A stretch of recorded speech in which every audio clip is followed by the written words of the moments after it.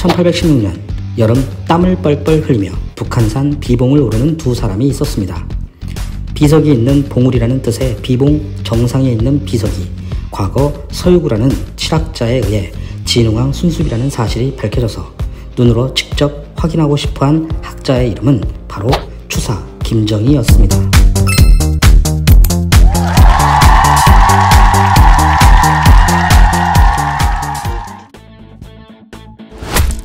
고구려 백제전쟁.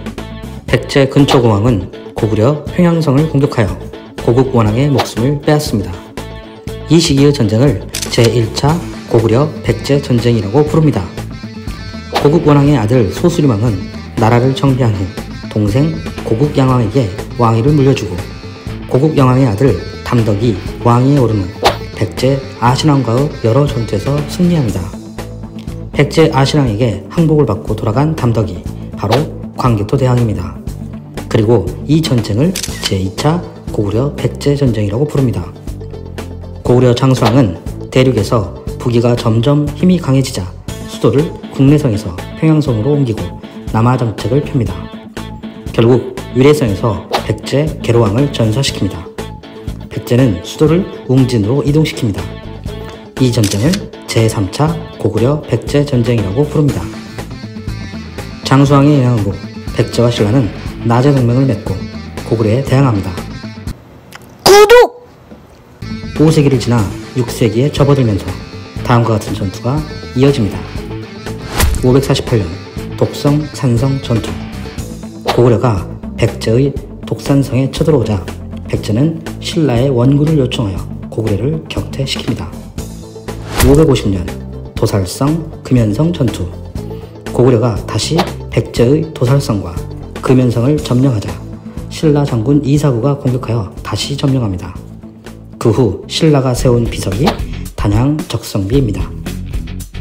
551년 돌골의 고구려 공격. 고구려는 북쪽에서 돌골의 공격을 받았습니다. 이로 인해 남쪽을 신경 쓸 수가 없었습니다. 이 기회를 이용해 백제는 한강 하류를, 신라는 한강 상류를 차지하게 됩니다. 좋아요! 553년 신라의 한강 상류 장악. 백제는 내분으로 인해 한강 하류를 지킬 여유가 없었습니다. 진흥왕은 바로 이 시점에 한강 하류를 손쉽게 취할 수 있었습니다. 이사부와 김무력. 신라의 공권은 이사부 장군을 중심으로 하였지만 진흥왕이 친정을 시작한 후로 이사부는 권력에서 멀어지고 근관가야의 마지막 왕 구영왕의 아들 김무력이 군 권력의 중심으로 나오게 됩니다. 이 김무력의 손자가 김유신입니다. 554년 관산성 전투. 백제 성왕의 아들 부여창이 관산성 전투에서 분전하고 있을 때 성왕은 신라의 주력부대가 관산성으로 오지는 못할 것이라고 판단하고 부여창을 만나기 위해 소수의 병력으로 관산성으로 이동 중이었습니다. 그런데 예상과 달리 신라와 고구려는 비밀리에 밀약을 합니다.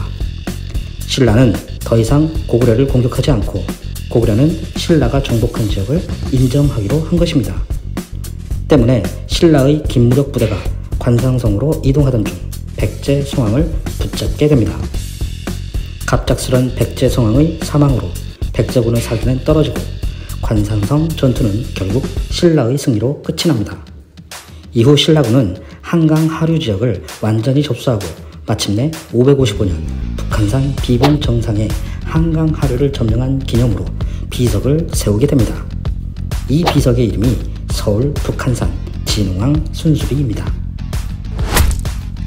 서울 북한산 진흥왕 순수비. 1816년 여름 땀을 뻘뻘 흘리며 북한산 비봉을 오르는 두 사람이 있었습니다. 비석이 있는 봉우리라는 뜻의 비봉 정상에 있는 비석이 과거 서유구라는 칠학자에 의해 진흥왕 순수비라는 사실이 밝혀져서 눈으로 직접 확인하고 싶어한 학자의 이름은 바로 추사 김정희였습니다. 김정희는 흔히 명필로 유명하지만 사실 비석의 글자를 연구하는 역사학자이기도 했습니다. 김정희가 연구하고 싶어했던 이 비석이 바로 국보 서울 북한산 진흥왕 순수비입니다.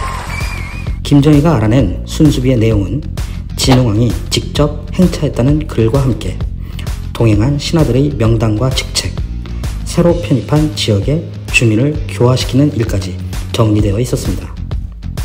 또한 김정희는 북한산 순수비 양옆에 자신이 직접 글을 남기기도 하였습니다. 비석 오른쪽의 내용은 이것은 신라 진흥왕 순수비이다. 병자년 7월 김정희와 김경연이 와서 읽고 간다. 비석 왼쪽은 김정희의 글씨가 아닌 조인영의 글씨로 추측된답니다. 정축년 6월 8일 김정희와 조인영이 함께 와서 식별 가능한 68자를 해독했다. 김정희는 이 비석이 비바람에 마모되어 글자들이 사라질 것을 염려하여 탁본을 떠서 그 책에 그 내용을 기록해 두기도 합니다.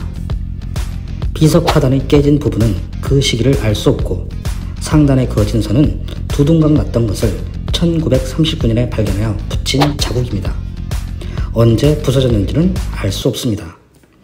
세월이 흘러 1972년 비봉에 계속두었다가는 너무나 손실이 심할 것 같아 경복궁 박물관으로 이동시켰고 그 후 지금의 국립중앙박물관으로 옮긴 뒤 현재 신라관에 전시되어 있습니다.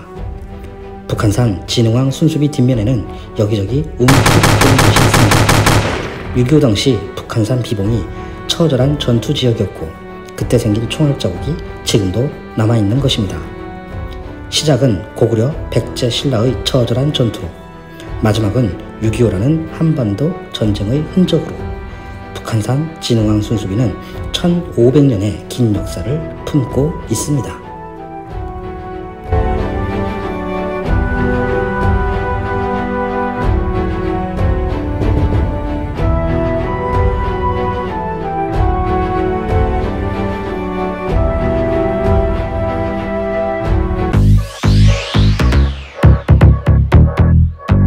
아들 세술 등 목매달 아빠 TV입니다.